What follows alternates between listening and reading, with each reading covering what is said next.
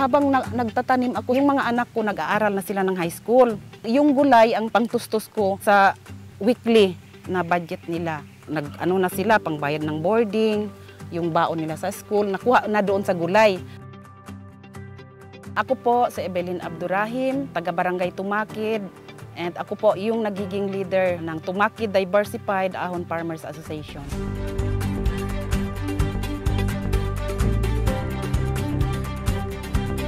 Mas usata ka grupo, mas palambo na to ato ang organisasyon. Kung wala tayong grupo, wala tayong improvement sa ato ang mga farmers. Pinaka-importante jud. Ako po si Vivian Johnson, nakatira sa Santa Clara, President ng Santa Clara Organic Farmers Research Association.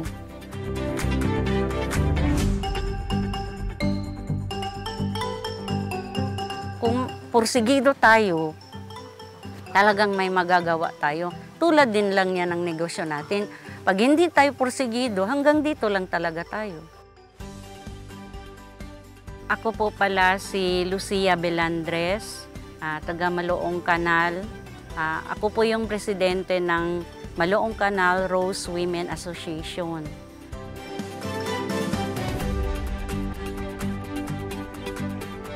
Sa mga ganitong organization, wala naman kasing perfect, di ba? Mayroon ding mga failure, ganon. Maraming obstacles na nadaanan mo. Pero pag gusto mong umangat yung organization mo, talagang i-pursue mo talaga para ma-achieve mo kung ano ang dapat gagawin mo bilang isang leader. Ako po ay si Seni Ambula, taga Baas Barangay Lamitan City, Basilan Province. Ako po ay presidente ng Baas Rose Women Organization.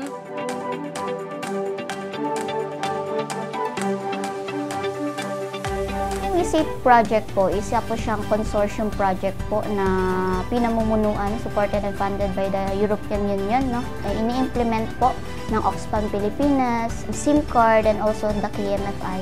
Nakapokus po siya sa Basilan, which is the Lamitan City area. While doing the assessment and collaborating with different agency, lalo na po yung LGU ng Lamitan, doon natin nakita na marami po palang mga marginalized sector na grupo na sila din, na-organize namin hindi to the WeSafe project na target natin, na-meet natin itong mga association at nabigyan natin ng intervention. Nakita natin dito na marami din palang mga marginalized sector na marami silang potential but then kulang sila ng intervention or tulong from this different agency or the government.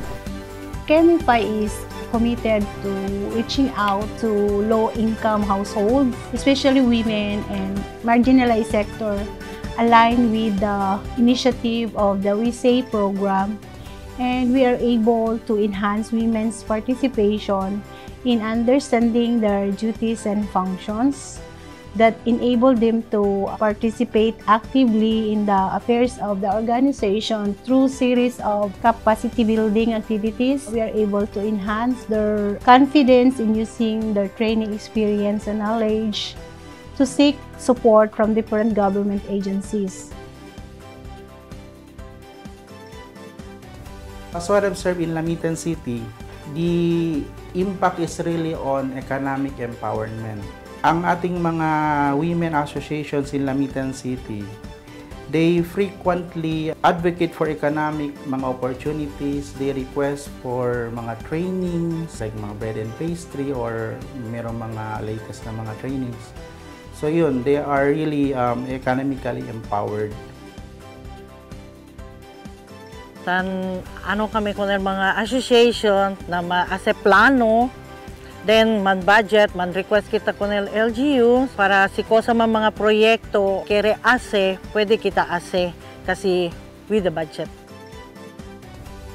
Sa ako ang mga membros, murag lisod kung wala may organization nga among ginakuptan.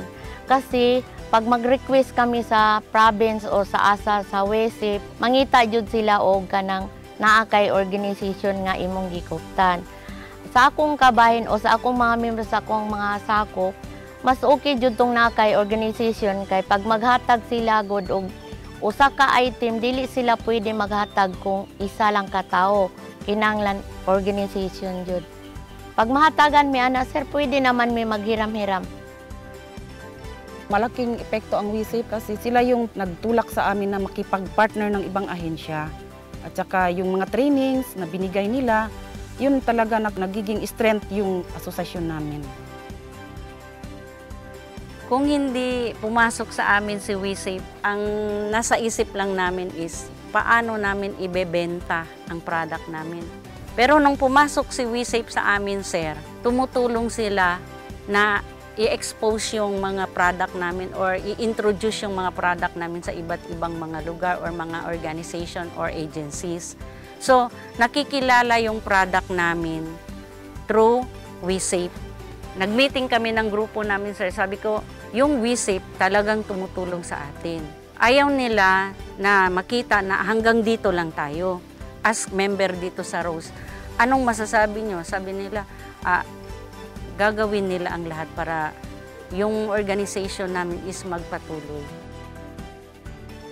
Wala naman kaming ibang masasabi kundi heartfully magpapasalamat. Kung meron pa siguro more than awards na salamat, talagang sobra-sobra, alhamdulillah na hindi sila nagsawa na tumutulong sa amin.